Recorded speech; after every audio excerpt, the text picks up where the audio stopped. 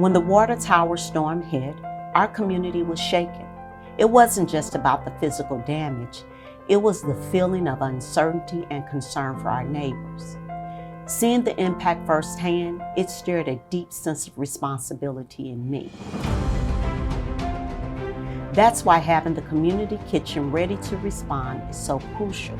In times of crisis, knowing there is a reliable resource and support provides comfort and stability. Our secret weapon is our teammates. They come from near and far to help the community. The care and compassion goes beyond just feeding people. It's about showing up for our community and being a source of strength during difficult times. Beyond immediate relief, our community engagement naturally strengthens relationships and goodwill. It helps us drive sales and build relationships too, not because that's the primary focus, but because we can demonstrate care and commitment. It resonates with people.